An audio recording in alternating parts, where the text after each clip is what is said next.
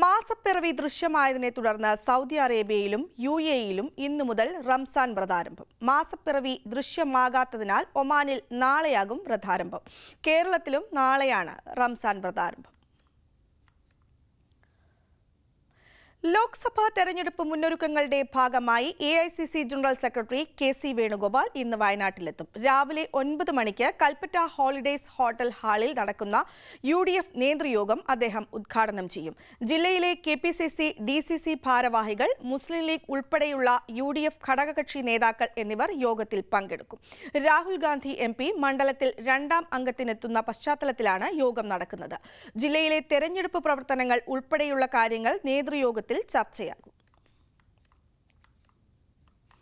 Wayanad parliament മണ്ഡലത്തിൽ വീണ്ടും രാഹുൽ ഗാന്ധി മത്സരിക്കാൻ നിശ്ചയിച്ചതോടെ മലപ്പുറം ജില്ലയുടെ മലയോര മേഖലയിൽ UDF പ്രവർത്തകർ ആവേശത്തിൽ. വണ്ടൂരിൽ രാഹുൽ ഗാന്ധിക്കായി പ്രകടനങ്ങളും പോസ്റ്റർ പതിക്കലും തുടങ്ങി. വണ്ടൂർ നിയോജക മണ്ഡലത്തിൽ രാഹുലിനു വേണ്ടി ആദ്യ കൺവെൻഷൻ സംഘടിപ്പിച്ചത് മുസ്ലിം ലീഗാണ്.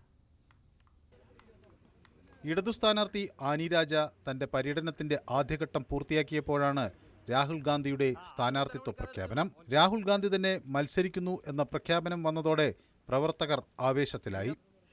വണ്ടൂരിൽ UDF പ്രവർത്തകർ 2ാം തവണയും രാഹുൽ ഗാന്ധിയെ സ്വാഗതം ചെയ്തു. അങ്ങാടിയിൽ പ്രകടനം നടത്തി. രാഹുൽ ഗാന്ധിയുടെ വരവ് യൂത്ത് കോൺഗ്രസ് പ്രവർത്തകരും ആഘോഷമാക്കി. ജില്ലാ പഞ്ചായത്ത് അംഗം KT അജ്മലിന്റെ നേതൃത്വത്തിൽ കഴിഞ്ഞ ദിവസം രാത്രി അങ്ങാടിയിൽ രാഹുൽ ഗാന്ധിക്ക് വേണ്ടി വോട്ട് ചോദിച്ചുകൊണ്ടുള്ള പോസ്റ്ററുകൾ പതിച്ചു. അതേസമയം മുസ്ലിം ലീഗാണ് രാഹുൽ ഗാന്ധിക്കായി ആദ്യമായി കൺവെൻഷൻ വിളിച്ചു ചേർത്തത്.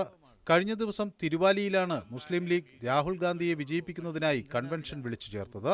ഇത്തവണയും രാഹുൽ ഗാന്ധിയുടെ ഭൂരിപക്ഷം പരമാവധി വർദ്ധിപ്പിക്കാനുള്ള പ്രവർത്തനങ്ങൾ തന്നെയാകും UDF നടത്തുക. ന്യൂസ് 18 മലപ്പുറം.